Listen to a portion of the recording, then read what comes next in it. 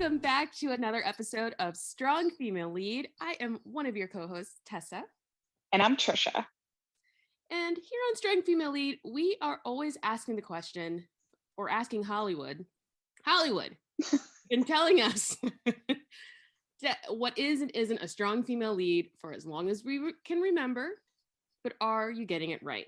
So we look at the portrayal of the female characters in movies and in television in order to create a social dialogue about representation of women in media. And today we have a very special guest. He is a deacon in the Church of Latterday SFLs, the one and the only Aram Ronaldo. Yay. Amen. Do you like your new position? Amen. Wow. Praise hands. Deacon. Yeah. What the hell is a deacon? I feel like they hand out pamphlets. Like, What is a deacon? I don't know. I'm a bad Baptist. I don't actually know what they do. I know that they like pray for people or hand out those pamphlets at the beginning of service. Can they get married? Or are they okay? Yeah. We can do whatever we want. It's our church. Fair. Well, gosh. All right. Well, tell the listeners a little bit about yourself, Aram. How did you come to become a deacon with SFL Latter-day? What's your mission? What brings you here? All right. I am a big fan. Totally addicted to this show. Binged all the episodes. And for the first time, I would like to confess here that I re-listened to one of the episodes, Captain Marvel. So I already was a fan of that episode, and then I had to re-listen to it because I hadn't even watched the movie when I listened to you guys review it. So I'm addicted. Oh my God, Captain Marvel. Which one was that? Was that with Brie Larson? Brie Larson. Mm-hmm. Mm-hmm. What did you think of Captain Marvel, the movie? Do you like it? Oh, so good. I like it. I want a whole series of it. I would get addicted. Yay. Are you a Marvel fan in general? You up on I'm so new to that stuff. Okay, I fired up a Disney Plus, middle of the pandemic just to like binge on some stuff and like unpack. A lot of people are unpacking our Disney brainwash imprinting. Mm-hmm. And I did a little Marvel, but I'm a comic book, historically, like teenage, I would read comic books and go to the comic book store. But my friends are more Marvel and superhero movie type of people, and I'm sort of new to the scene. Oh man, it's a scene. It's so good. It's so addicting. Mm-hmm. I sound like such a nerd all the time. A friend and I went to dinner yesterday and we talked for like an hour and a half about the Marvel universe, and I was like, I think we were like regressing. I feel like we talked about whether or not aliens are real, because apparently now aliens are real. And if they showed up, what if they like took on the image, like they took on, like if they could change their appearance and they showed up as characters because they think that they're the most advanced species, like and most advanced things on Earth. And I was like, that would be so badass if like, that would be so exciting.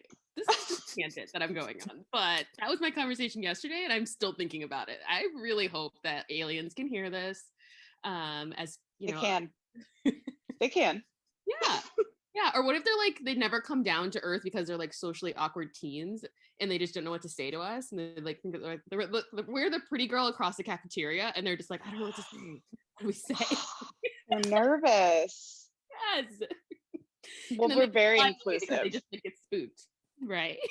We're very inclusive. We invite them. I would love that. Yeah, I can't get into the Marvel universe, but I understand like a universe. I'm in the Bravo universe. Those have interconnected storylines. And that is a total universe. Like there's a Bravo Con. I almost went. A Bravo what? There was a Bravo Con. Like Comic-Con. Like it's a thing. Is that Real Housewives? That's on Bravo? Yeah, it's all of those things. It's like Real Housewives. Do the ladies show up, or is it hosted by the fans? Wow. No, it's hosted by Bravo. Andy Cohen. and they had people go up and they do panels. I mean, I Someone almost Grigio, I'd be into that. yes. Oh, did you say Ramona? Yeah, And Ramona Pinot Grigio. That's when I stopped watching. I was like, I think the Housewives have gone one step too far. Everyone has branded alcohol. I'm done. She is too terrible to fail. Like, she has shown herself to be a really terrible person, and they keep her on because she's just a good character. Just, you know, like she just was putting down the seriousness of the pandemic and stuff like that, and just that kind of stuff. It's these new episodes? No, episodes? during like okay. Like during on Twitter and stuff, right before the new season airs. We'll see what she's like this season, because they did start filming. Was her husband a while ago or something, or like why even? Yeah, she's not a doctor or like no. obviously she's not a scientist, but like why put No. yourself out there like that, Ramona? You do Pinot Grigio, not doctoring. They do. I don't know why, like, people, it's social media, right? Like, there's no longer that like barrier or that like wall they need to like go through of like publicists or people like reining them in. Give them a Twitter account, and then it just, you know, they just, I mean, speaking of, you know, the lead in the movie we're doing today, I mean, no one was holding her back from her Twitter when she said she wanted Drake to murder her vagina, because that's a thing. Just an accurate statement. I don't even know why everyone took that so seriously. Like, at that moment, Drake was the hottest piece of ass in Hollywood. Like, that was just facts. Murder her vagina. It was so funny.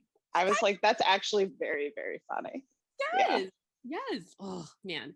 Okay. To put a button on the Marvel thing, I also really, really, really highly recommend WandaVision. I think it is the best piece of entertainment that's come out in a long time. It's on my brain, and I keep not watching it. It is truly like, to me, it is their crowning television achievement, like for serialized content. Wow. WandaVision is amazing. Oh, right. And you gave me your Disney Plus information for Mighty Ducks, so now I can watch it. Yeah. Oh, and also watch Mighty Ducks Game Changers. Listen to this is a podcast. If you're plug. Yeah. I have to confess also, since this is Church of Latterday SFLs in session, that's how I got through the year. I think you were getting married or something, and so I needed some more SFL, and I got This Is Ducks. I love it. Yes. Carry me through. I am very sorry for leaving you. Yeah, don't ever get married again. High and dry like that. I mean, some of it, that was our easiest reason to like have taken 3 weeks off. That wasn't necessarily the reason, but I was like, no one's going to be that angry if I say like I had like a huge life event. Right? Like, that's just don't get married again. I won't. I'll try not to. I mean, TBD. No, yeah. I mean, Zach is the #1 husband of the pod, so I mean, you might have to fight Andrew for it eventually, but right now, the crown is his. I know, seriously. Until Hillary comes back, then Andrew and him.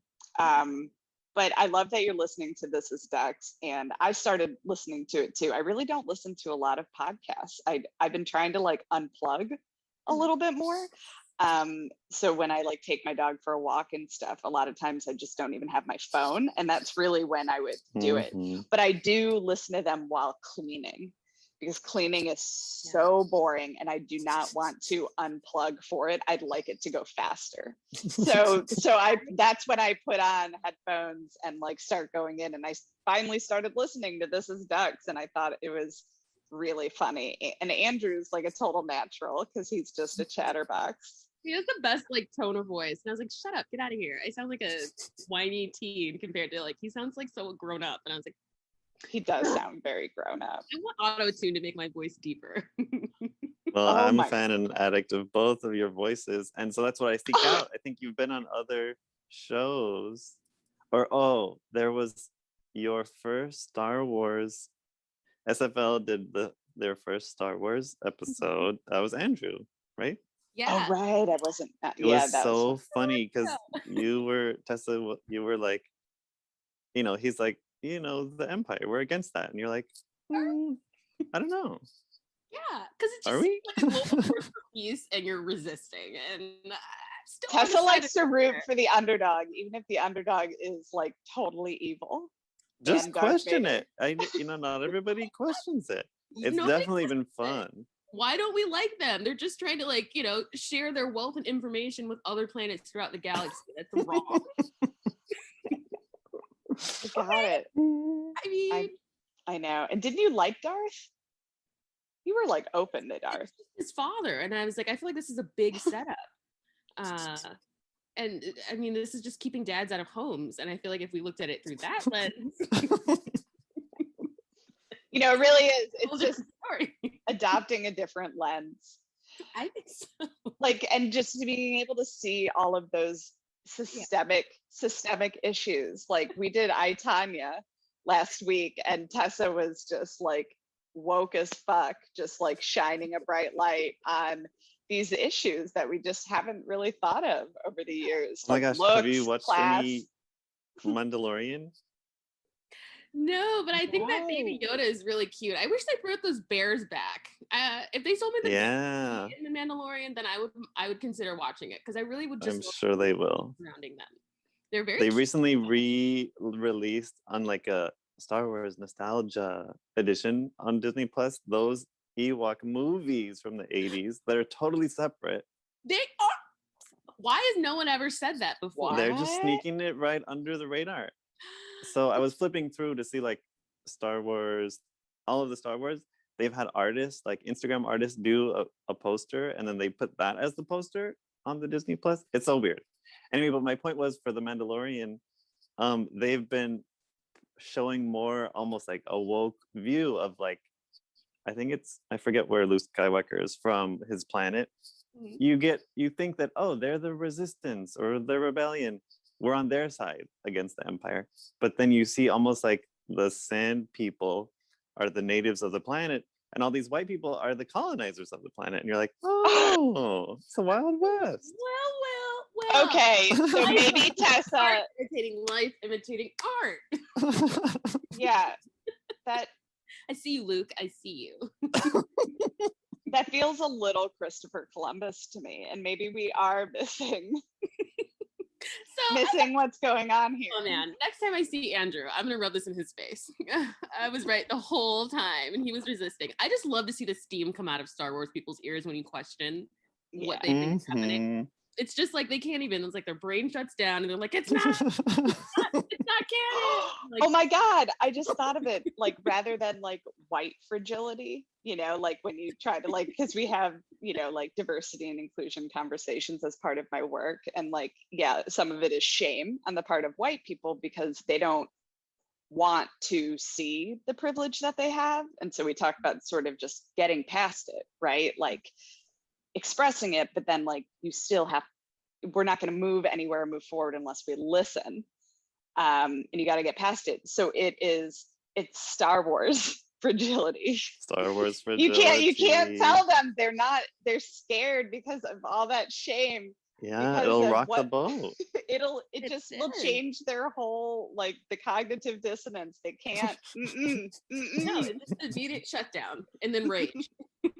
Down, rage, and I'm like, I don't know. This is my first viewing. I might feel differently at the end of the series, but Rogue One. They have to have more people come like you and watch it now, because honestly, I'm not a stan for Star Wars. I've seen I think maybe I saw 3 of them 20 years ago, so I could watch again almost as a first viewing. I don't feel attached to it. There should be a group like you, Tessa. You're watching it and you're just dissecting the system that's out there.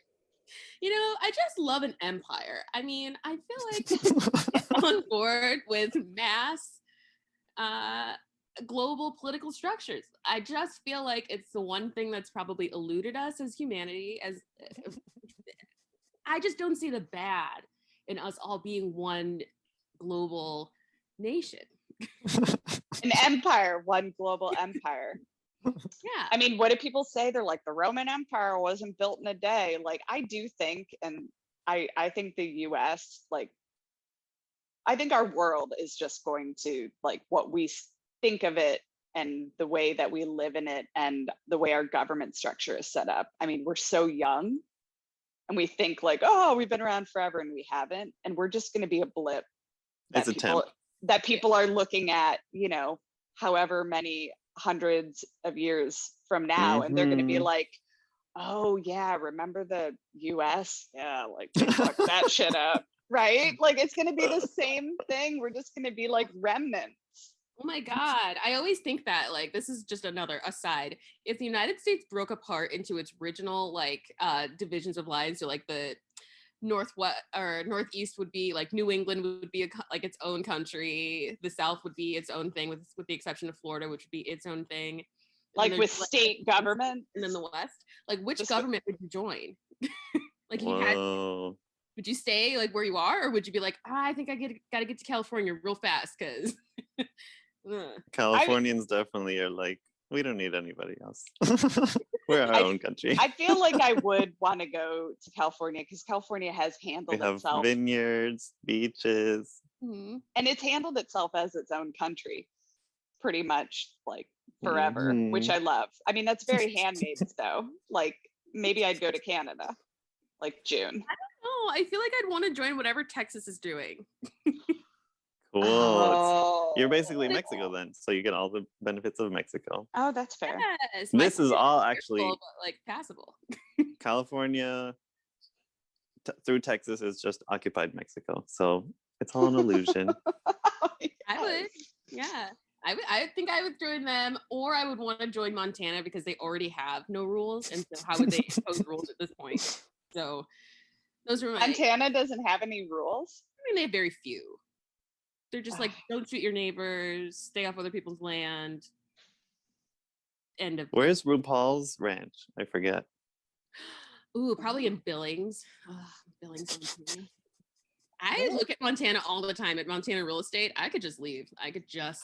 It looks gorgeous. Creek. You can buy a creek there, and I would rename that creek immediately. Yeah. And so it shows up on a map. And I would laugh for all of eternity from whatever the next life is at somebody else talking about the stupid. I would probably name it Schitt's Creek or something like that. Tessa, that's where we should set up the SFL ranch. Yes, we'll have a retreat. The church. Montana. The commune. Yes. We need a commune. We need one. A colony. Just make a new, revert everything back to colonies in this Western Hemisphere. We'll just start over. Like America was a great first try. It was a great first draft. Reboot. We do. We need a reboot. And yeah, Tessa, you should lead the charge. I think that it's a wonderful idea. Okay, so what are we doing today? So we convene this service of the Church of Latterday SFLs in order to talk about the great film, She's the Man. It's like Bible study, but it's SFL study. Yeah. We're having a small group and we're just sharing our thoughts and feelings. Small group. We're going to read from scripture, which is a plot synopsis of the film. And then we talk about the different, what it means to us. What it means to you, what you got. Perceptions. Yeah. Okay, so She's the Man is a 2006 movie starring Amanda Bynes, who is amazing. So here's a little IMDb synopsis. She is. When her brother decides to ditch school for a couple weeks, Viola heads over to his elite boarding school, disguised as him, and proceeds to fall for his school's star soccer player, and soon learns she's not the only one with romantic troubles. So She's the Man is a movie based off of a Shakespearean play, The Good Brother Shakespeare, his play Twelfth Night. So if you are familiar with Twelfth Night, it is the exact plot and story and character names and description of Twelfth Night. They did very few things to make it modern, but the things that they changed by setting it in North Carolina and a couple other little things that they changed to make it more 2006. But it really does. Like the characters' names in Twelfth Night are Viola, Sebastian, Duke Orsino. There's a Countess Olivia, and it pretty much Twelfth Night is about a shipwreck. This is about kids in high school because it's a teen film. Guys, so, do you know the story of Twelfth Night? What do you mean? It's a shipwreck, and then there's someone pretending to be a man? Yeah. So I mean, I have the synopsis up because I've never read this Shakespearean play. The good brother Shakespeare weaves us a tale about weaves us a tale about a shipwreck. So the two characters are twins in the play as in the movie, Viola and Sebastian. So they get shipwrecked and separated, and so Viola pretends to be Sebastian because they're shipwrecked, and Viola, who is a woman pretending to be Sebastian in the play, falls in love with Duke Orsino, as same in the movie, and then Duke Orsino is in love with Countess Olivia, same as in the movie, and then Countess Olivia is in love with Viola, who is pretending to be Sebastian. So all those things happen in Twelfth Night, and all those things happen in She's the Man, which is another reason why this movie is just with a bow on it, 10 out of 10. Wow, so they even have the same names? Same names. Mm-hmm. Oh. Yeah. They were doing, justice to the, the source. Yeah. Yeah. Yeah. Wow. So, all right. Okay. Yeah. So, I mean, the synopsis, it doesn't really do it justice, but that little thing about who loves who and that scenario to give you the background of what's happening in the movie. So this movie for me, I know, is just so filled with nostalgia. I can't see it as anything but cars. I remember watching this in college. This came out in 2006, so I was like a senior in high school, and I was like just in love with Channing Tatum. And he'll probably show up again on an SFL movie. I think we've done 3 Channing Tatum movies at this point. I will tell you, I don't think I had ever seen Channing Tatum in a movie. I've always known who he was, but I hadn't seen him in a movie until we did the dance movie with him. No, he's in Jupiter Ascending. Did we do Jupiter Ascending? I don't think we did. Did we? Yeah, because Andrew was... No, maybe he wasn't. He was there. Yeah, no, we did. Jupiter Ascending. He's there. So we've done 3 Channing movies. Shit. You just became his character. He just fell to the background, and all you saw was that dog man that he was playing. So that makes sense. Well, he was in. I feel like I missed the boat with his movies because I was a little bit older. Like I was. Yeah, and that one I still have never seen. So like I've always known who he was, but in 2006, I was probably like 25, and certainly not above seeing Magic Mike, but I think I missed it. I think he like started, because he's older, he's got to be around my age, but he was like in these movies. Maybe he's in his early 30s. I don't fucking know. I missed the Channing Tatum bus. and now I'm on it. Now I'm seeing him and I'm like, you're in that? Like, my God. I mean, you're obviously very attractive, but like I just don't understand. The acting is just really, there's not a lot happening. Well, I think, I don't know exactly, but like he was, he had the other skills too. Supposedly he's like a soccer-ish player and a dancer-ish guy. So like they exploited all of his quadruple threats. He is like a total threat. He really is good at. That's right. You don't have to be an incredible actor. J-Lo, and I love him. And he's what? He's the male J-Lo. Like, oh my God! I guess you're right. I did read an article though. I think he was homeless, for a period of time, and I think his stripper, because he did actual stripping. Yeah, but then I think he also alluded to in an interview that like he had done like some sex work like while he was trying to get by and stuff. And I thought that was like that was very open admission. And I was like, my God, like, I mean, most people don't like that's the story that everyone wants, right? Who's struggling and they're gonna like just make ends meet, and then they get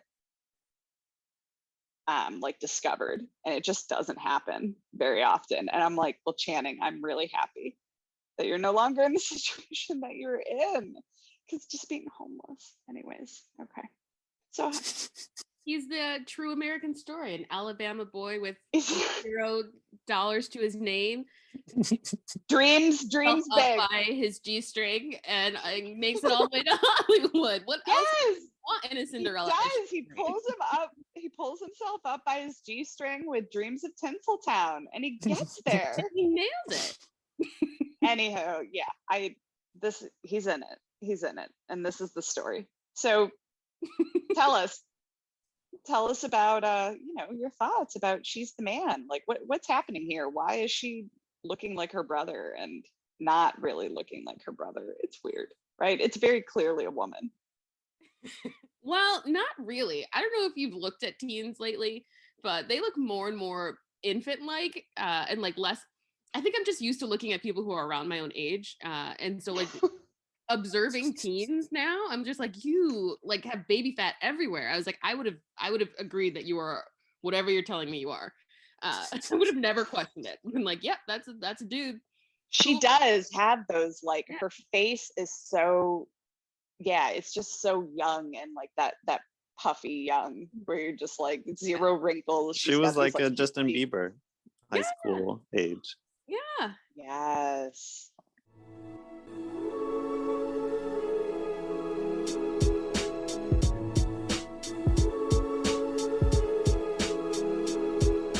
So let's get into the ladies, and I think it'll also explain the plot, since we have a very strong through line. The the strong female lead nominee for the movie is actually the lead of the movie, which we'll see in future movies. That's not always the case. All the shade to the next recording. So traumatic. Oh yeah. That's what you mean. Yeah. Yeah. So excuse me. So we start the movie out following Viola, who is played by Amanda Bynes. And so Viola, it's the last day of summer / the first day of school. We meet her. She has this dickhead boyfriend whose name is Justin, who's also a soccer player. And first day of school, the girls' soccer team comes out onto the field, and they are being replaced by is it lacrosse, maybe? Some other team of another sport that nobody actually plays. It was very anti-girls in sports. Very anti-girls in sports, which rude. Yeah, very rude. So Viola goes, and she has this idea that she's going to go and talk to the men's soccer coach, boys soccer coach, and try out for their team. And if she makes the team, then great. She wants to go to college. She wants to play for University of North Carolina. And she can't do that. It's her senior year. If she doesn't play, no scouts can find her and is it draft? What do you call it? Recruit her.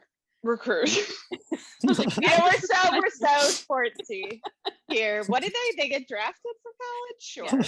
Same difference to me. Yeah. You balls on a field, and they're moving around. Got it. But so they go and meet the soccer coach, and they're pretty much laughed off the field. The old girls can't play soccer, you're fragile debutante, get out of here. And he practically runs them off the field. But that does not dissuade our star, Viola. She comes up with a new plan to join the rival team.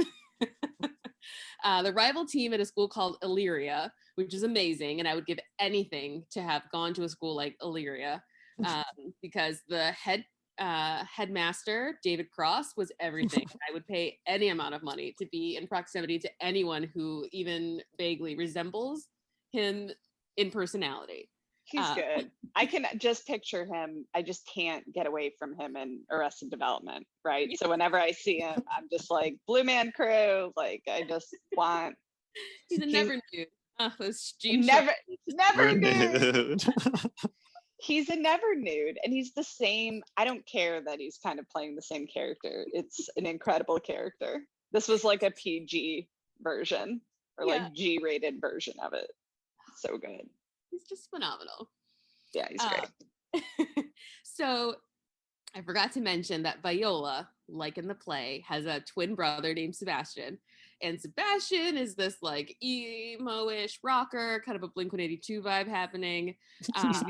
Yeah, he does have a Blink. The hair, it's the lead singer and that guy have like the same hair. Yeah, he's going to like Horde tour, you know, like, or whatever the festivals were back then. I forget the name of the other one, but like, yeah, man.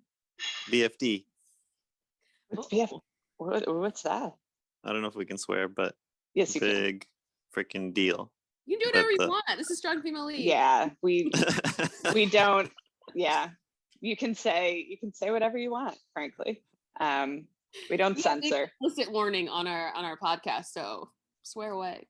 Swear away. Yeah, he does have a Blink 182. That's a great, it's a great description. Needs a haircut. He goes to London because he's gonna. A Star Is Born. They needed that haircut so that they can give her the wiglet. I know, they found a wig and they were like, all right, this is all we have. Cut his hair accordingly. I'm just shocked. Like they're in North Carolina at the end of summer, and she's never sweating ever. She has all that hair under a wig and it's just never sweating. And I was like, this must be the perk of being like 17. Plus like a wrap around her apparently. And I'm just like, oh goodness. Yeah, it does look uncomfortable. I wonder if it's really North Carolina where they're actually filming. Who knows? I'm sure it's somewhere in California. Right? Yeah, it can't be. Duh. They gotta get, that accurate for a teen movie. That would be great. Yeah, you're right. Like they said, they said the Carolinas. That's what we'll. It looked like the same town that Dawson's Creek was happening in, and I was like, "Is this the same town? That it's the other side of the track is Dawson's Creek, and then this side of the track is where all the Richie Riches." They live. did film a lot of Dawson's Creek in North Carolina, though. Actually. Oh really? So much so, I think a lot of them lived around there. I think. Wow. I didn't even know that. Dawson's Creek. Oh my God. That hasn't even come into my radar as a show that we should do, but someone brought Pacey was on it. Oh yeah. They had Ducks. a lot of good people. Yeah, Pacey. Oh, I love Joshua Jackson. Like he was one that nobody thought would get it right, and somehow landed on his feet. Somehow.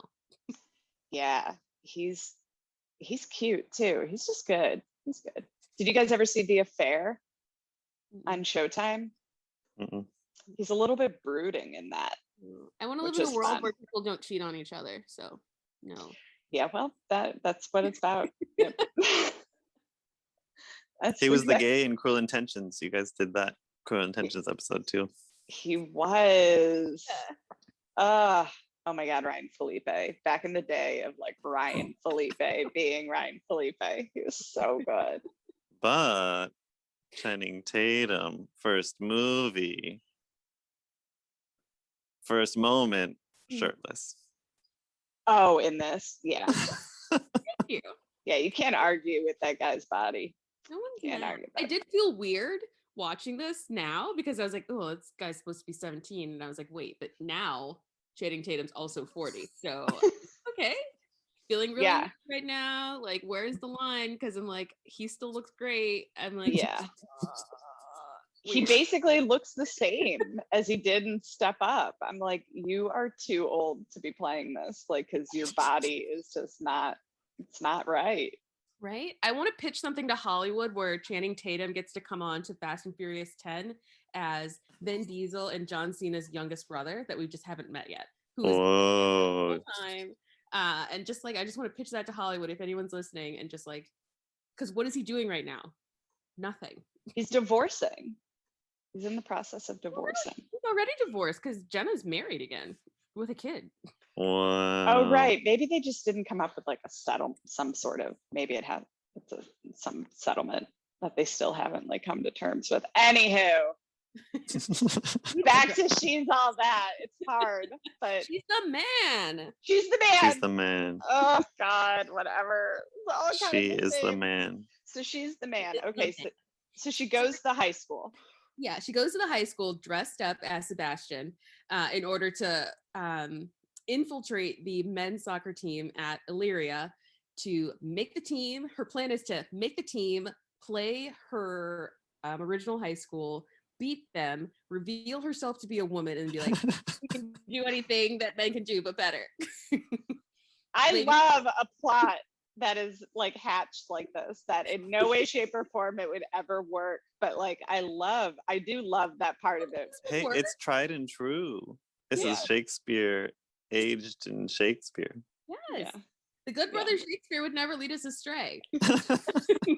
And she's going to reveal, and then everyone's going to be like, okay, we'll fund all the women are equal. Right? I love the last line where the mean British coach was like, "We don't discriminate based on gender." Yes, sir. Yes. See, it comes full circle. It's perfect. He was from Snatch. I feel like he was in the movie Snatch. He's Scottish, and it was weird seeing him in this because, you know, he doesn't look like cookie cutter. Like, he looks like he's violent. Like, just something about him, and I'm like, he's the coach. Like, he just has a grittier feel to him. I'm like, he doesn't belong there. He's gonna kill you. We needed him to get us through, you know, and have Viola win for beating the old coach, right? The ex. Oh, that's all spoilers. I don't know if we're allowed. Oh, right. Popped collar ex-boyfriend. I'm like, stop. I can't. I hate that. And then he might as well just have a little like whale. Yes. On his shirt. I can't. Okay, so she goes there. Smells like Hollister, like vintage Hollister. That's what that guy smells like, and I just know it. Just came to me in a strong whiff. He's definitely Hollister, Abercrombie and Fitch. Like, works there at the mall. Mm-hmm. Yeah. No, these kids don't have jobs. Did you see their homes? Yeah, they don't need jobs. Now, here's something interesting, and I know it happens, but like twins or siblings. Well, okay, Tessa, you can speak to this because you've got like 30 sets of twins in your family. Did you guys all go to different schools? Like, having kids the same age go to different high schools is always really interesting to me. Like, why? No.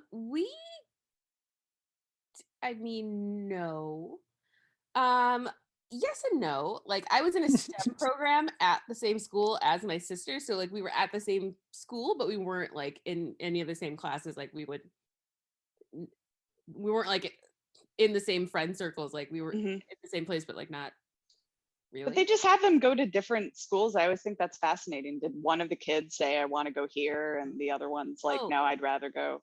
They fixed that. Sebastian was expelled for skipping too much. Doing a line of dialogue to explain, because I was like, is he older but they're twins?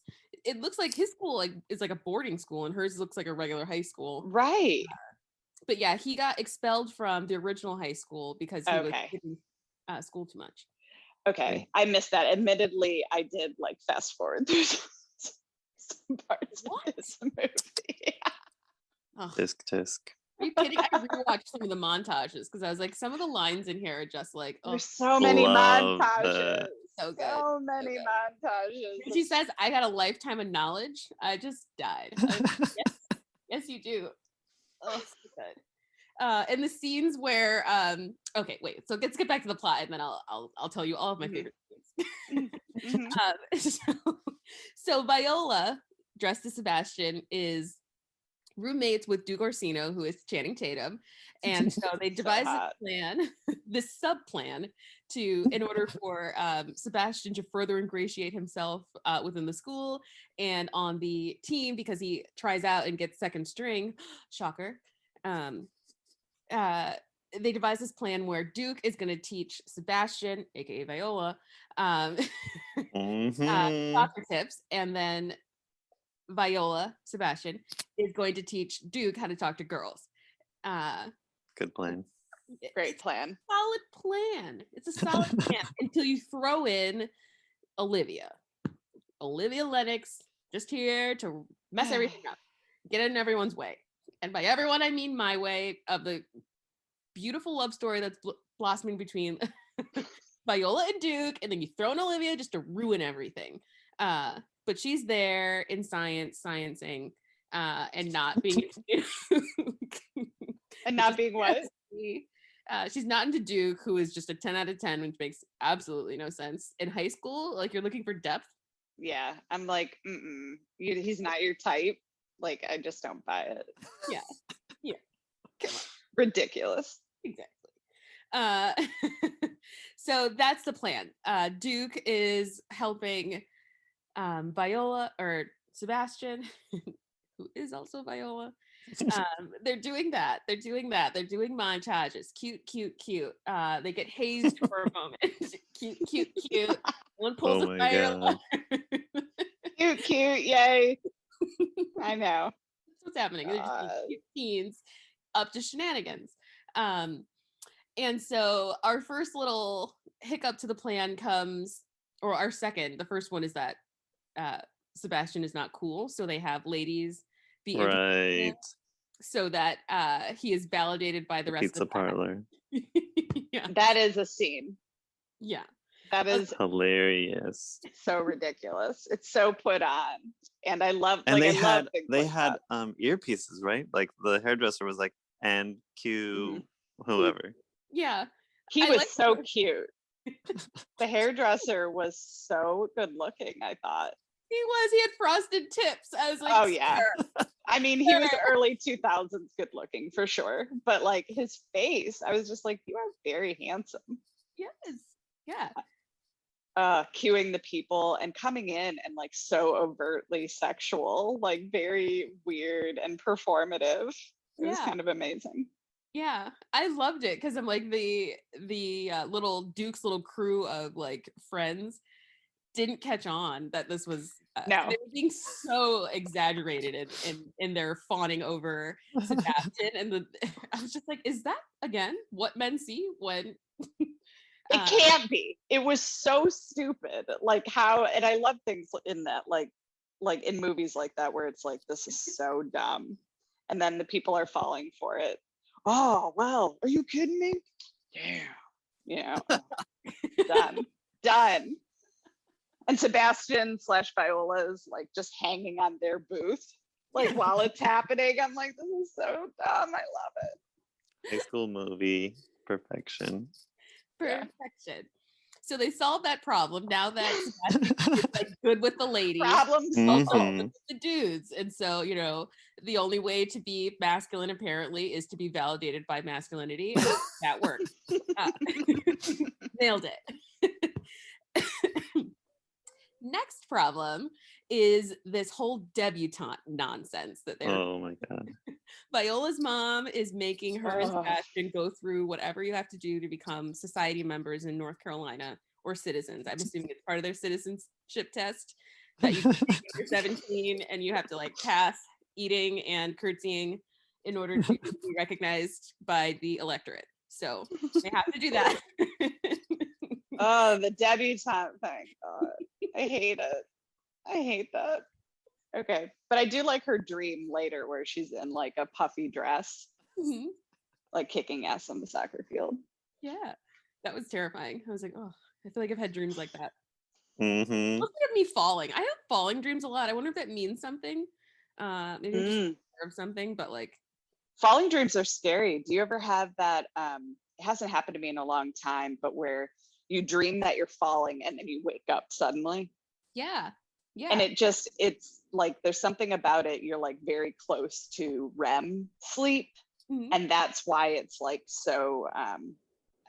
I remember reading something, but you're nearing a stage of sleep, but something happens, and that's why it's so like shocking. But that feeling where you wake up like that, I remember like sleeping on a recliner at home, like as a teenager, and I was reclined all the way back. And I was like, and like the whole chair like comes up with me, and I was like, this is terrifying. But yeah, that's a weird sensation. Oh yeah, it's common though. Yeah, I don't like it Not because then I alone. can't fall back asleep, and then I end up watching cartoons until like 5 a.m. Like, I guess it's okay to get up. So Oh, I hate that feeling too. When you're watching something trying to fall asleep, but instead you're like too tired to do anything, but you're still awake. So you're like, so I'm yeah, just like this for like 4 hours until I then have to wake up. Bad. Well, Channing. Okay, so problems. She's solving problems. So we've got the new problem of the debutantes. And so there's a carnival for the debutantes to do community service for the children or something.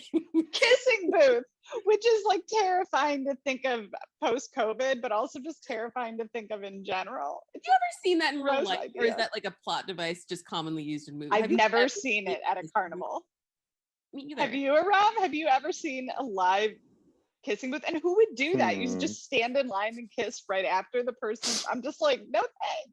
You like Purell your lips? Like what's happening? You got like a spit in, like you get a Listerine and then you spit into like a one of those Western things, like where they spit into like a little can. It's really weird. And that blonde, she didn't seem like her, it didn't align with her character for her to like do the kissing Community booth. service? No, it didn't. You know what I mean? Because she's very we like needed it to go along with the 12th night. Shakespeare's plan, updated for a high school movie. Got to stick to the plot. Shakespeare's plan. Does he have a kissing booth in the 12th night? I don't remember. Probably not. But they do need something to connect Amanda Bynes, like have a sexual. You got to get Viola moment. and Duke actually on hetero gender at least once. Yep. Oh yeah, absolutely. Yeah. So both Sebastian and Viola are supposed to be doing their community service, but as we all know, Sebastian is actually in London, and so Viola is doing double time, trying to be. Oh my god! Hijinks. That's the greatest. That's getting in and out of drag multiple times in one day. Impossible. And Amanda Bynes is doing it on the like roller coaster or whatever. Yeah. He's calling it impossible. Now, I just have a plot question. And maybe it's just a plot hole or maybe I missed it. But Sebastian runs away to London. He obviously like doesn't tell his parents, right? He's sneaking out the fucking window. They're divorced or they're separated. He doesn't tell his mom because he's leaving that house. Were they looking for him? Did they know he was going to London? He said he was going to be over there. He said he was going to be, I don't know. He used Viola to like pull it off. Yeah. Like just say I'm at dad's, just say I'm at mom's, and they don't talk to each other. Right. Okay. Yeah, the perfect the divorce trope too, where like the parents aren't talking, so you get to so that was the easy problem solving. Got it. Okay. Okay. Because I was like, that seems a little tough to pull off. Well, that's a lot for little Amanda. My God, she's pretending to be him. She's covering his tracks with the parents. All right. Viola is the only, this couldn't happen without Viola's wherewithal in every She's capacity. a Wonder Woman. Filling loopholes at every turn. Channing is a triple threat, but isn't Amanda also a triple threat? Oh my God. She's doing a lot in this movie. She is doing a lot. She's carrying it on her shoulders. Yes. And pulling off the comedy beats so well. My God. She is good. Out loud multiple times in this movie. And I was like, nailed it. Still funny. I will say she comic is genius. Like, she is good. Like I just don't like kind of like slapstick comedies, but like her though, she's good at it though. Like she had the faces down, she had the movement, but sometimes I was just like, I can't see make that face again. And doing drag. She's like doing both feminine and masculine comedy, pushing buttons. Yeah. I mean, she's good. Yeah, my favorite running joke is when she's constantly like dressing the guys. She's like, "What up, G-Mane?" And like, she's, like never letting it go. She's just like, that's her boy voice. What up? She's like, what I up? speak boy. Bruh. Yeah, very, and it is kind of just like making fun of them too, right? In a sense. Very interesting when we get to like the last portion. It'll be really interesting to talk about each the filmmakers' views of masculinity and femininity, because it is on display. It's all ridiculous, but it is like Exactly. yeah. Okay, where were we?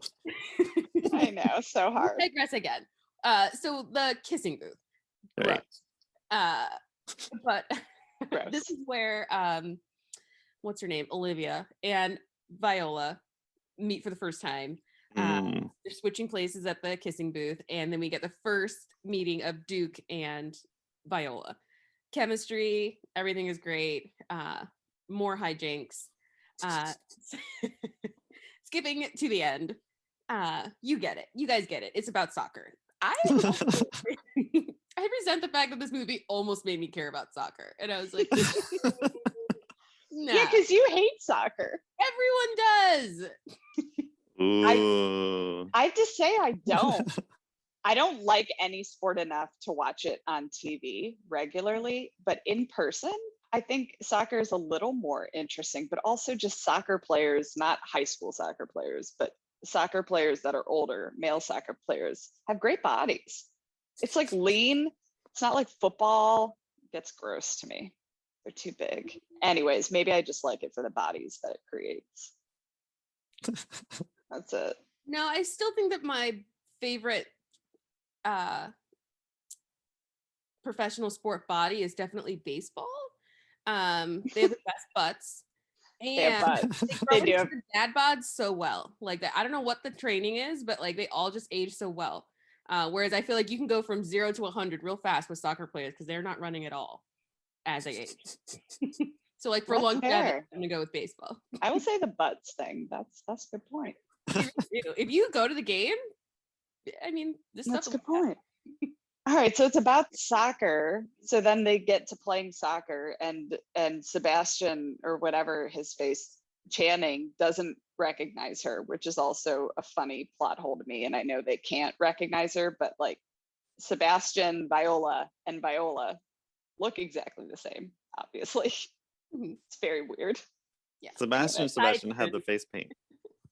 What was that? But in the kissing booth, how could he not see that was his, his roommate? He was he letting his there was like roommate feelings, and he had to suppress them because they're too homo. But then at the kissing booth, he was like, "Oh, I feel this connection that I remember from my roommate.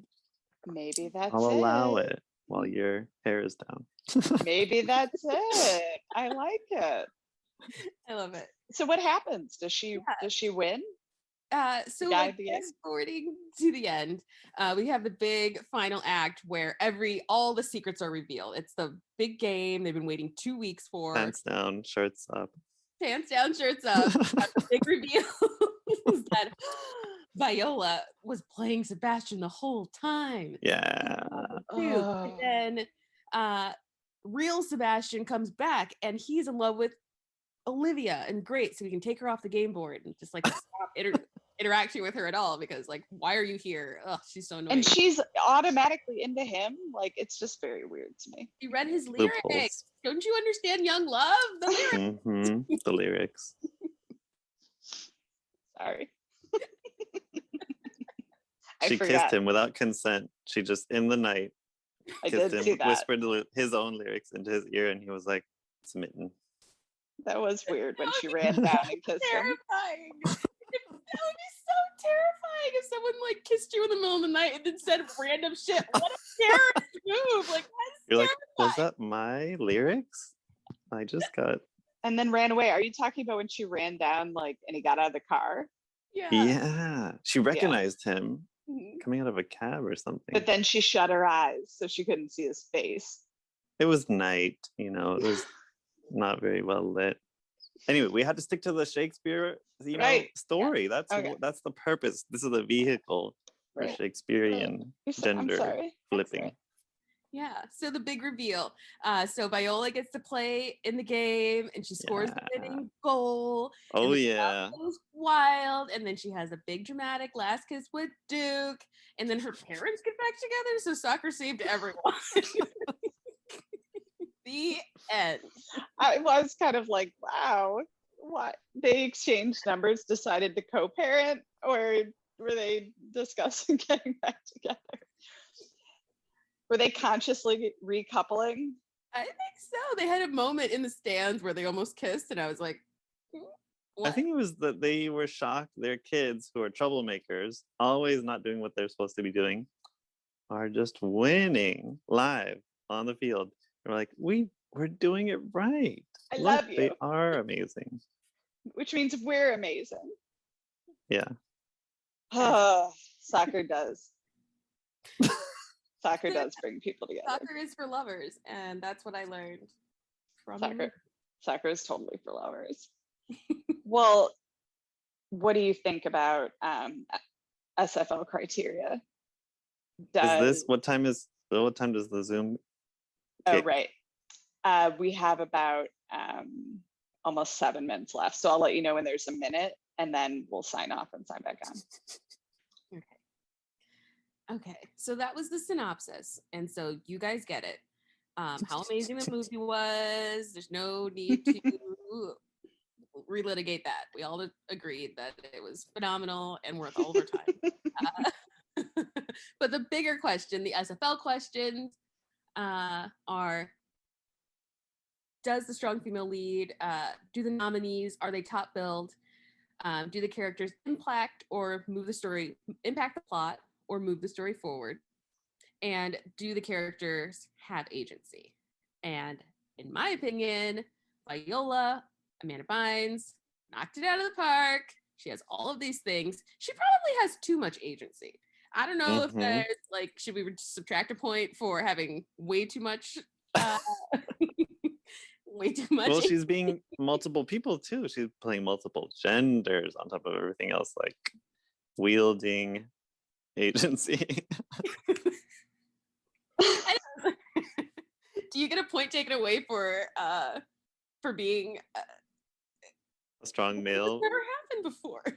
A female lead playing a male character. But we know it's not. Okay, stumped. Wait, I know. I feel like, I mean, you can still be a strong female lead, because the whole time we were aware that she was a female. Yeah. She's a little rusted nesting doll of characters, and I loved it. But she's top billed. She is the plot. All of her harebrained schemes move everything forward.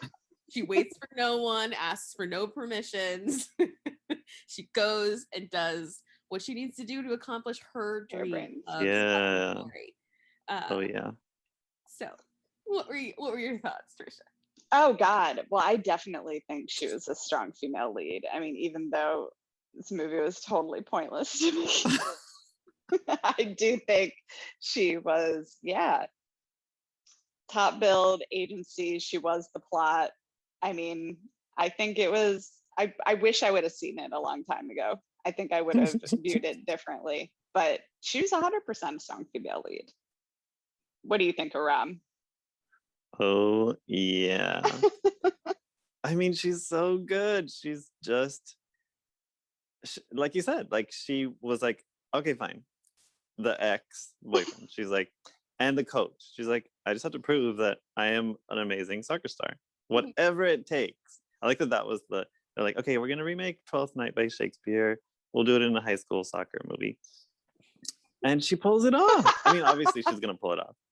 But Amanda Bynes, Viola, Sebastian, and in all the departments, she pulls off everything. She gets the soccer superstardom. She gets the love. She gets the parents back together. She gets the parents back together. She covers for her brother. Everything. Yeah. She does everything. And I love that idea of like people in a writer's room. Okay, we're going to do the 12th night high school soccer. Like people love doing Shakespeare in high school settings. It's just I think only Amanda Bynes could have pulled it off. I don't know who else could have ever done this. Like doing the Sebastian, doing the Viola, and doing the soccer, and doing the debutante. Just all of those things with comic timing and genius. Like I don't think that there's been a replacement for Amanda Bynes in Hollywood in general. A young, like there's the SNL character actors, like your Kate McKinnons. I finally got them. But they're Yeah. much older, but like someone in that age bracket of like 15 to like 21 who's a female character actor doesn't exist. And I'm like, why are we letting this whole this genre of like rom-com kind of fall to the wayside? But then we get movies like Booksmart, which is like a different type of comedy, but like they're barely characters. It's played very real. And I miss that. I miss these big character actors that remind me of my own youth. You're right, though. There aren't a lot of like high school character actor movies.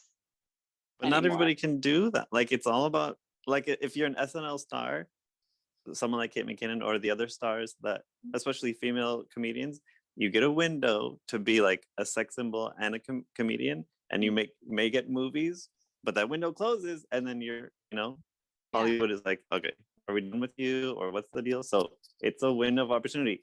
Amanda Bynes pulled it off. I think we were mentioning because she started so young. Yeah, you're right. She did have the like Drake. Yeah, she had already been around for a while. And look at Drake. Like, Drake is the biggest star. He has all the hits. Yeah, he beat number all one those selling other everything kids from his wheelchair and to stardom.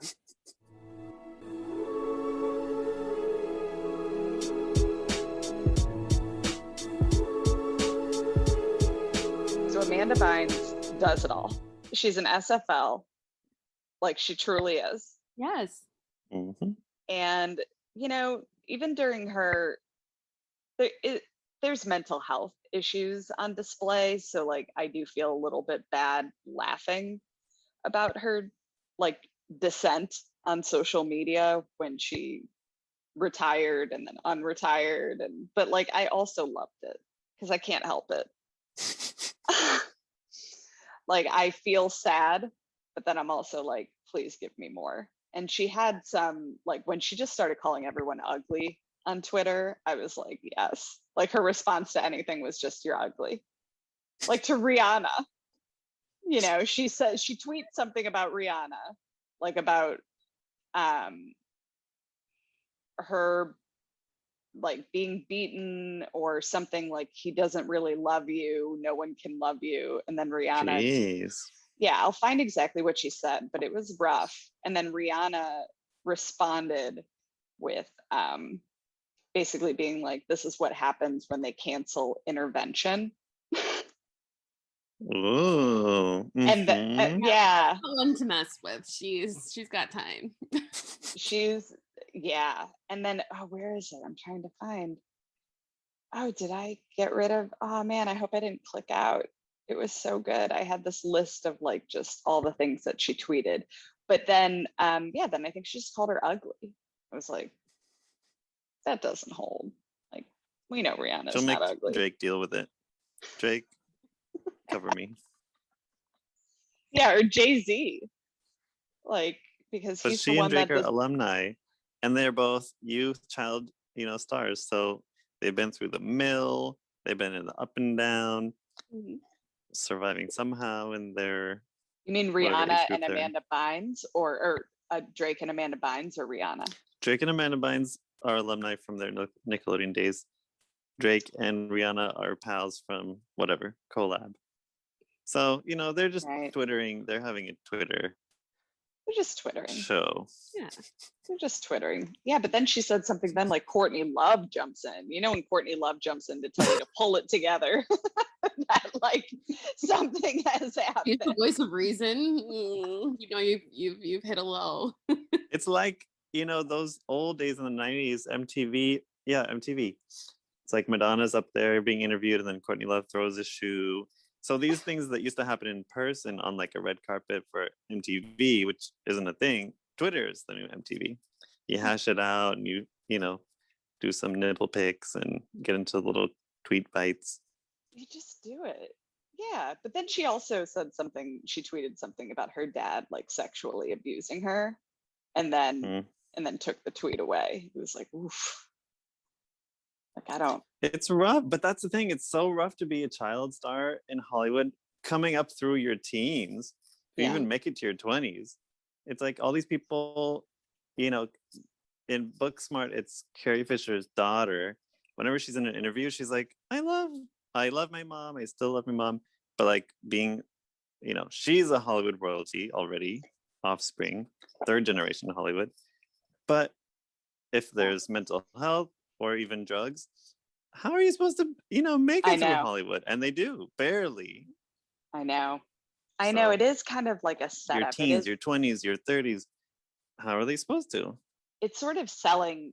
It's sort of like just making a deal with the devil, in a sense. Like when you get started very young like that, because you are agreeing, if you're old enough to do it, you're agreeing to sort of most likely having a fucked up life as you get Well, older. even like, you know, Ariana Grande and Mariah Carey, you know, when you're a star and you have agents and you have managers and everyone is really, they're counting on you to give them a paycheck, but you have to deliver. So their only purpose is to keep you going at all costs, whether it's uppers and downers and a little bit of rehab, but like just as long as know. you keep functioning. I know. Like Judy Garland. I mean, she's like an OG case of that back when when studios owned the actors, you know, like now they're handled by agents and they don't seem to have like contracts with a studio that they have to stick to for a long period of time. It's almost feature to feature, but like they owned a set of actors. And they own your mental health. Yeah. They were prescribing these pills. Now I don't know what the medications are, but back then it was speed. Yeah. Sleeping pills and speed. So you're on crystal meth, trying to sing and dance. Yeah, and it was really common. It wasn't Adderall, but it was called Crystal something. meth. Was it? But it was called something else. Like even Cary Grant, like most people just admitted to using it, and it was legal.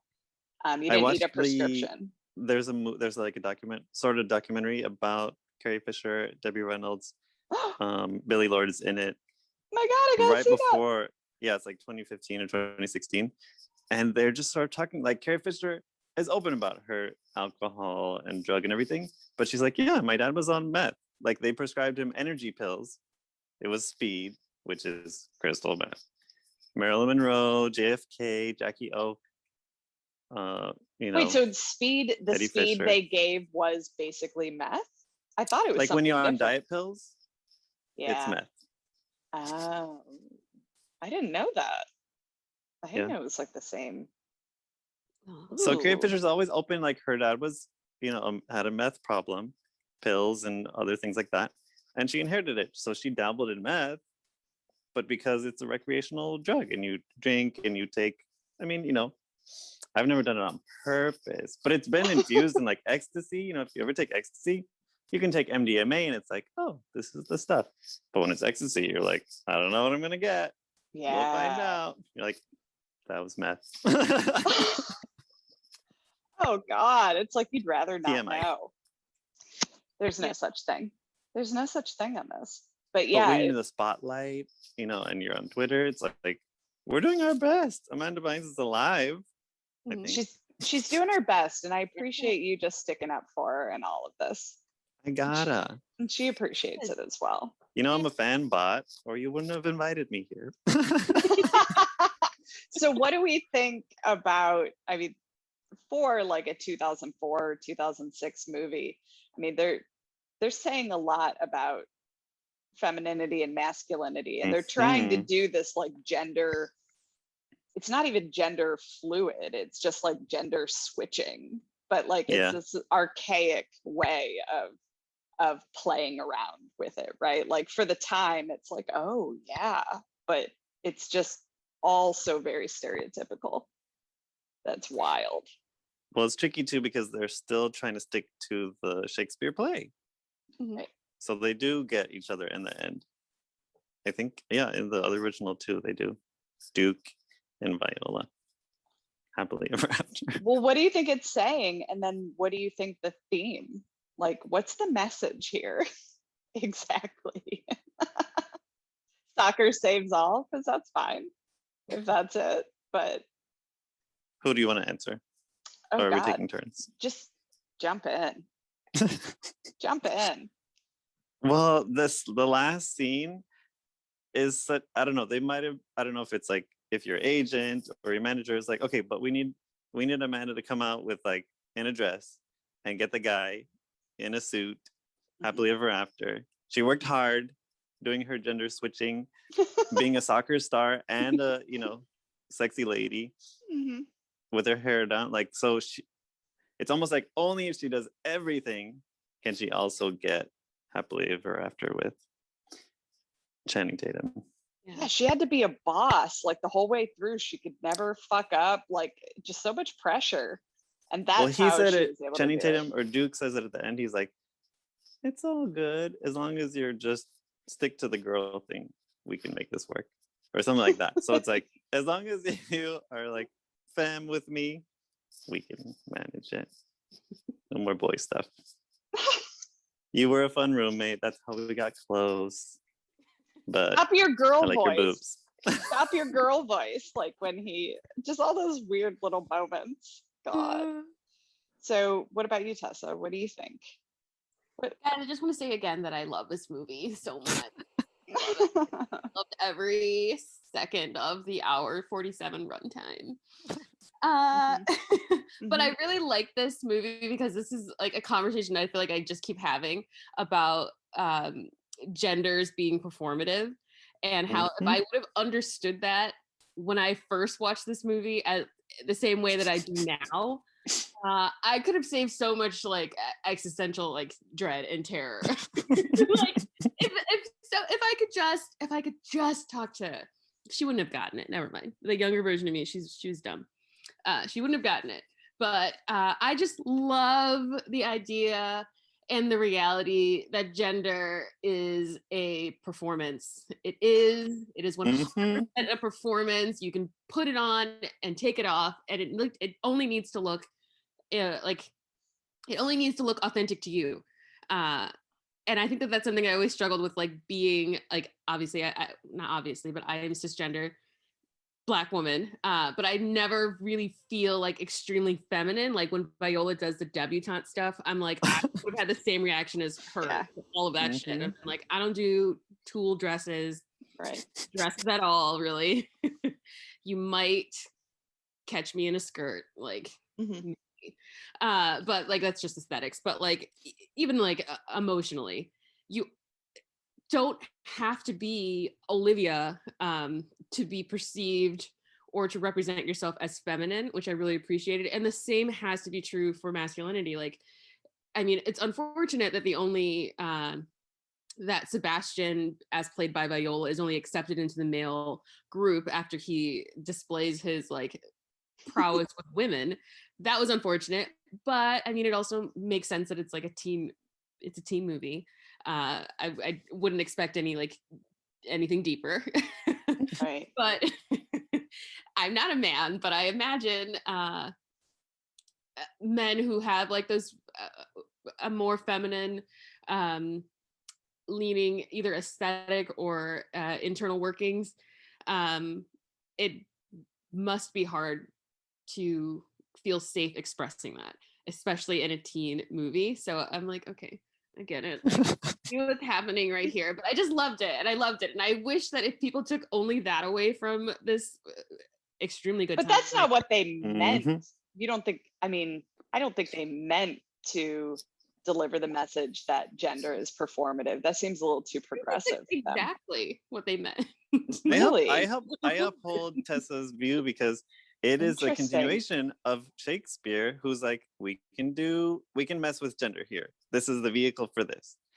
And they're doing it now, but only with Amanda Bynes pulling it off to show us what's possible. Not that we all should or could, but what's possible is like, look at all this, you know? Interesting. It seems ridiculous because this is a comedy and not a drama. But like if you even looked at like Boys Don't Cry, when Hilary Swank is a female playing a transgender male. I feel like it's the same messaging or a similar message, not the same, similar messaging. In that just showing what's possible is something that is so rare. Yeah, and even I think it's because it's a slapstick comedy, you're just like, oh, you're, or at least like on its face, and like I've been watching this movie on and off for like 10 years, and this is the first time I ever saw a message of that had anything to do with like gender fluidity and gender representation. But that's a very woke 2021 Wow. looking through. But I think that's beautiful. I'm like, I love that the seed was planted in 2006. It didn't, take root until 2021. But like, to have little seeds planted like that, like, yeah, I truly didn't even think of it that way, because I kind of thought the messaging was, well, she'll get everything once she, embraces the femme, right? And I thought it was sort of pushing that, like, okay, everything worked out for her now that she's going to, she already got everything by the end of the soccer game, of the big match. She proves that women are not only equal to men, but better. She kicks the goal and surpasses her ex. Yeah. She wins just by her soccer skills alone. Yeah. And I love that they make her do it. They don't just say girls can do whatever men can do. Like, they show her doing the drills with Duke. She was already good at soccer, and she made herself better by working hard and achieved something. Yeah, she did it with hijinks, but but it's not as though someone handed her the goal at the end or her position on the team. Like, she did that. She worked hard for that. Interesting. God, yeah. No, you're shining a different light on it. I thought it was kind of pushing forward a lot of stereotypes, and I was like, oh God. But okay, well, they get together in the end. That's a happy ever after that everyone can do. Shakespeare did back in the day. They did it again in this movie, but it doesn't mean that it's the entire future of existence. They're a cute couple because high school, but everything else, yeah. I mean, I guess he's ageless decades later, but they're just doing their thing. We get to see what is possible. Yeah. But I do agree with your point that like it does also reinforce some negative, I'm going to put in air quotes, you can't see me, but like negative aspects of like performative femininity. Like, what is feminine and what is masculine? I was just like, oh, like there's no room for anything in between. But granted, the timing of this movie. But we see her make a lane for herself, even though it is through hijinks. And I love that, because you see her mom, who is like kind of the picture of who you would think a mother of a debutante is, the picture of society. You've got what's her name, who's following them around? Is her name Madison or something? Oh yeah. Eunice. I love Eunice. I love Eunice in the movie. I was like, oh, thank you for like nerdy girls who are like their own person, who isn't really following any of the, or she, I mean, I guess her performance, if I was to grade it, which one should never do, hitting all the marks of femininity when compared to like Olivia or even Viola and it's Monique, the aggressive woman. Oh, like everyone supposed to think that she's a bad guy, but I'm like, she's in an abusive relationship with the real Sebastian, and she's a bad guy. Okay, whatever. Sure. The aggressive woman. She's like, no one ends a relationship unless I say so, or until I say it's over. I was like, oh my God, the girl fight, bathroom girl fight with a bathroom couch. I love a bathroom couch. Why aren't there more? I want a chair in my shower. I want to be able to sit in multiple different places other than the toilet, like in a bathroom. So thank you. Yeah, she looks familiar. I don't know what she's in, but I've seen her face. Okay, well, some more Cleveland, Hollywood producers and movie makers. They made a movie called Debs. And it's like sort of like a queer Charlie's Angels. But the short film, she was in this short film. I think her name was Alexis something. How do you know all these Cleveland? How'd you get connected to Cleveland in LA? Right? I don't know. Ohio showed up to California in waves just to take over Hollywood, of course. Right. Queer Hollywood. The L word is like Ohio transplants. I did not know that. Like, just the people who made it. The writers, directors, producers. Well, yeah. I love that you were in the L word scene. Like, did you just hang out? Does that mean you like hung out with the actors and you were just like scening? Oh, the movie that just came out recently, it was called The Happiest Season. My friend told me to watch it, but when I saw, I didn't know it was going to be directed by Clea Duvall, best buddy of mine. Hey, Clea. Is And he these Cleveland? days, Or is she Cleveland? I don't know where she was from, but this was like it was a like feminist Hollywood upswing. And with the L word, like they all were like, we're all gonna hire each other. We're all gonna write and direct and act in this show. Oh my God, wait, you're friends with Clea Duvall? Like the woman from We're acquaintances. I've been to The her Craft? birthday. I am so jealous. She's so great. Okay, she's an LA person. But she's still going and directing, fun Kristen Stewart queer rom-coms for Hulu Plus. I can't believe I didn't even know she was a director. Oh, and she was the one, she wasn't in But I'm a Cheerleader. She directed it. She was the actor. Oh, okay. But the writer of But I'm a Cheerleader is from Cleveland. Got it. Oh my God, Clea. Oh my God, the name dropping. We love it. You would totally beat Hillary. I like to name drop, but I don't know anybody really. Well, you guys are doing the Chicago version, right? So whatever production, Chicago productions. Yeah, Oh, there's a lot of right. movies getting into swing for the summer, so exciting. I know. Now I have like movie weird, shoot. Mm-hmm. I've been getting like emails because I like dabbled in being an extra a couple of times around Chicago. Now I'm getting these emails like where they're just sending it out. Are you available like on this day? Okay, we'll email you the day of and let you know. It's just very difficult to like participate. And frankly, it does make you feel like shit. The extras are treated terribly, like terribly. Oh yeah. We don't eat for like hours and hours and hours. Like you're stuck in a room. Yeah, it's bad. Sometimes you can't even have your phone. You have to hand over your phone, like for Empire, because they didn't want anyone to like take pictures.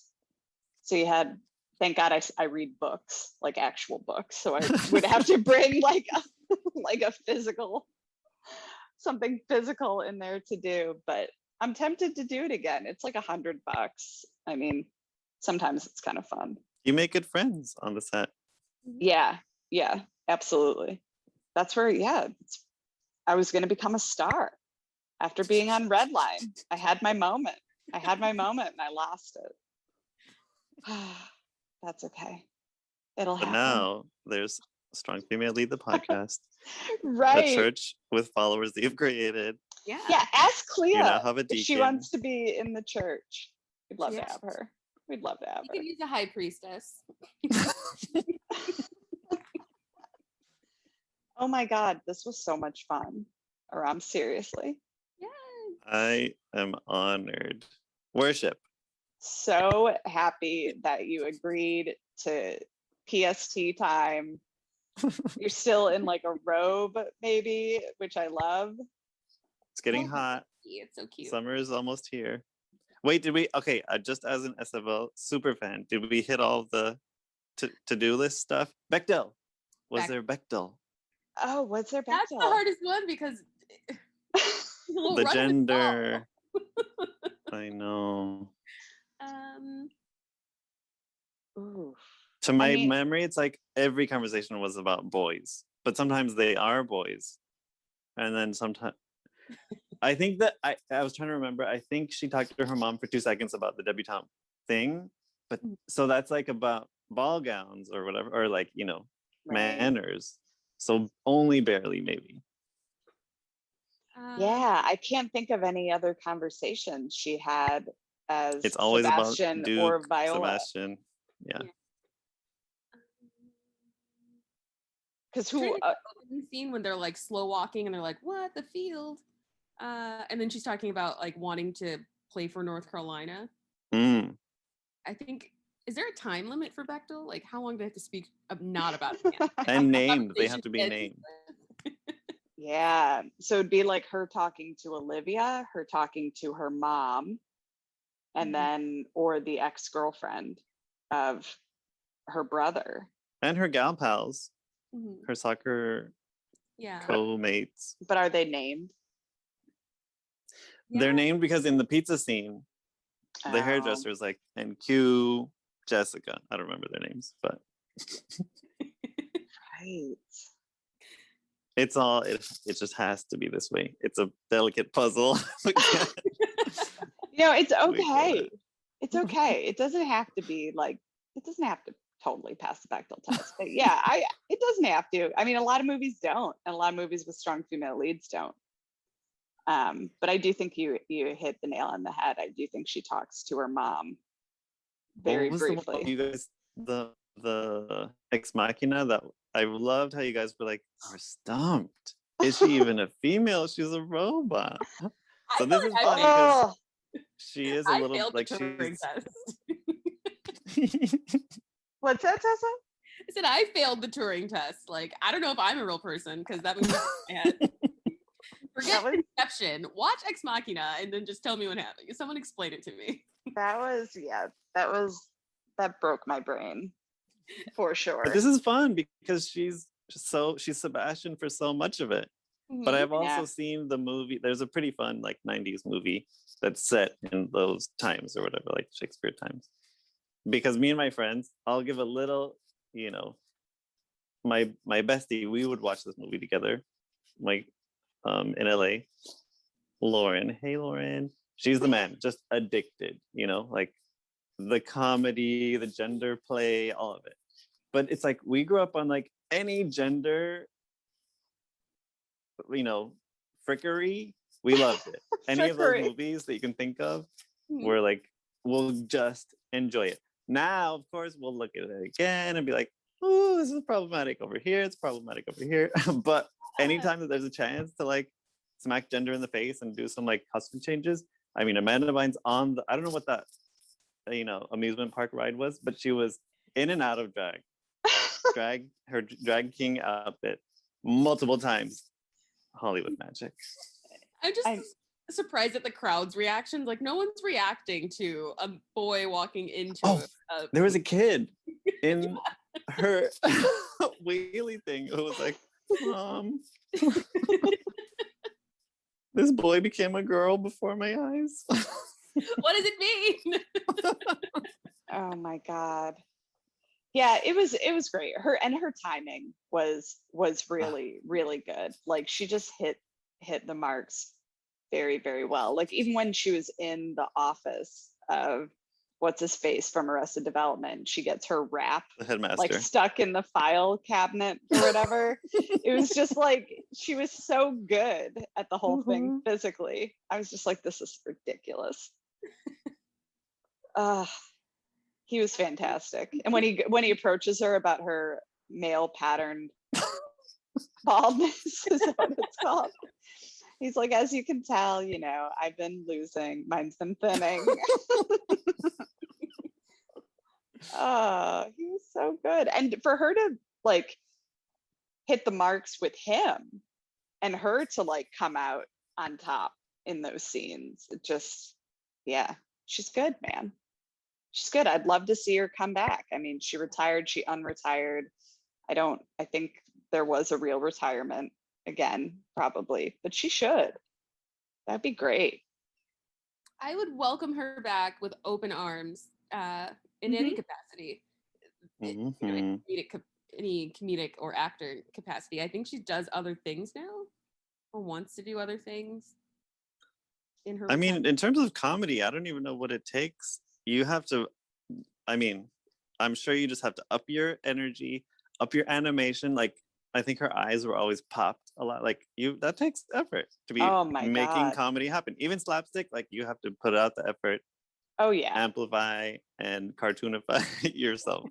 Yeah, it's so That takes theatrical. Yeah. Like, and so I recognize, that slapstick, like even Jim Carrey, who like I'm really not a fan of, like what he does is incredible. I'm just like, good God, like how can you keep that up the whole time? Like in Dumb and Dumber, I'm just like, Jesus, what's going on with this face and voice this whole way through?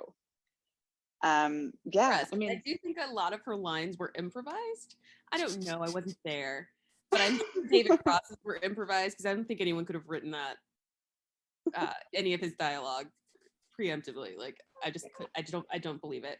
But I wonder if a lot of her lines were improvised, which makes it even more impressive. She's able to do this on the fly, and really create this character for herself.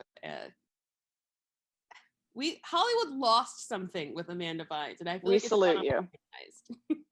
Mm-hmm. I know she canceled herself, but she didn't have to. Yeah, well, she did. she There's no out. You have to make your own out, even if temporarily, even if on Twitter meltdowns. And that's fine. I don't think anything she did was so bad that like people wouldn't take her back. She needs to come back. Amanda, you're listening.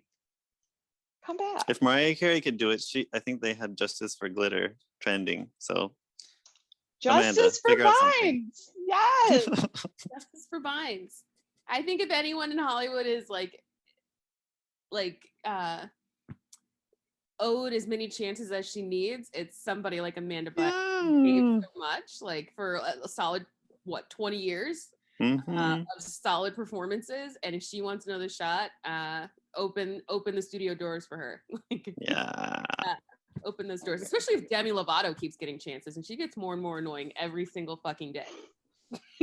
Demi Lovato gets like chances on chances. She gets like chances to live like over and over. I'm like, she can keep coming back. She came back from the dead, literally. So Amanda can definitely come back. I just don't like the things that Demi says, and I was like, just sing. Just like, we don't need to talk. Like, we don't ask. Like, no one asked you a question. All of her documentaries are like self-motivated. Like, no one's asking Demi to answer any questions. You keep talking to us, and we're just like, okay. You're right though. Like, no one's knocking down her door like asking about like her addiction and stuff. And she's like, here's a documentary on YouTube in case you were all wondering. And of course I did watch it. And then I was like, okay, like, I don't know. Yeah. And I was like, we're all happy to see that you are alive and doing a lot better. But again, like the whole ice cream thing, I was like, Demi, stop. What was the ice cream thing? She tried to cancel a small ice cream shop in LA for improperly labeling fat-free and sugar-free things. That she didn't know what that meant. And so she thought it was a diet item, and it's not. It's for diabetic people or people with other health concerns. And so she didn't understand that. And she said the messaging wasn't clear. But she went on her Twitter and like not Twitter, but Instagram, and like kind of told her audience that this was happening and how aggrieved she was, and how the management of the small ice cream shop weren't amenable to the changes that she suggested, and how rude that was. And the whole internet was just like, the fuck? Demi, you can take several seats. That is not what's happening. You need to check your privilege. And just maybe, I mean, we all are here. We all want you to win, Demi. No one is ruining it. Yeah, like I don't want anything terrible to happen to her. That just reminds me that kind of privilege. Like Ariana Grande had some hilarious story, and I thought it was funny. She was at some restaurant, like a Dunkin' Donuts or something. She like grabbed something and like took a bite and put it back. And it was just this like hysterically like shitty thing to do.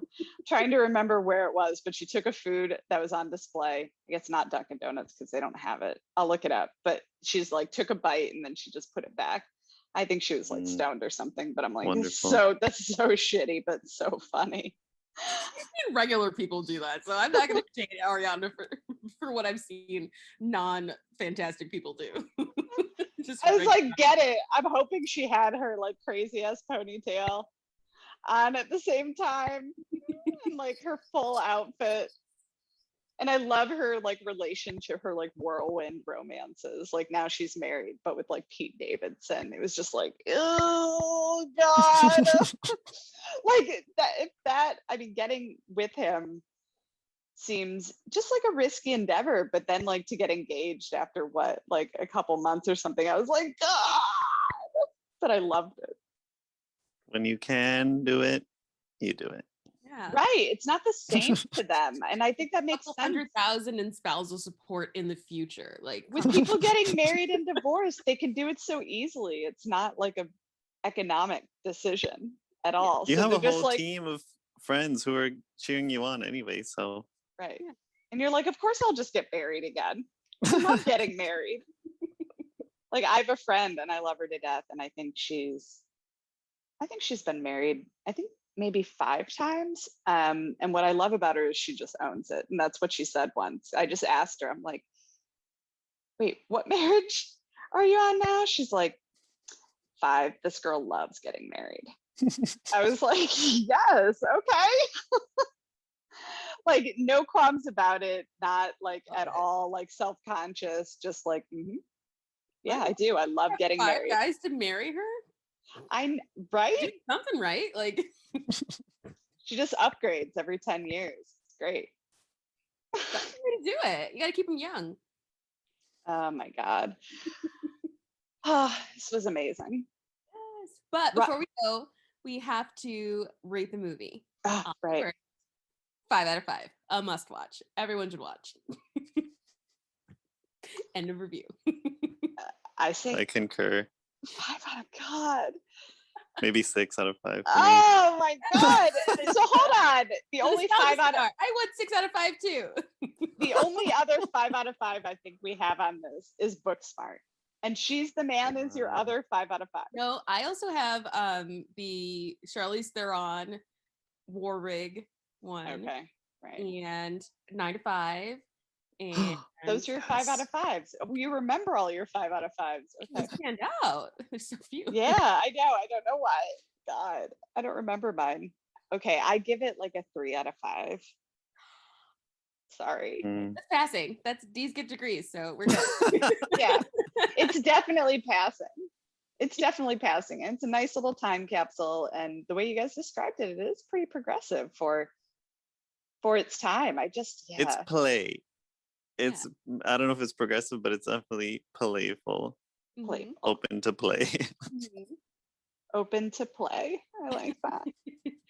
Yay. Well, everyone, it's that time. We have to conclude service. Thank you for joining us for worship at the Church of Latterday SFLs. We really appreciate you spending time with us. Tricia, can you please tell everyone where they can find us on the Instagram?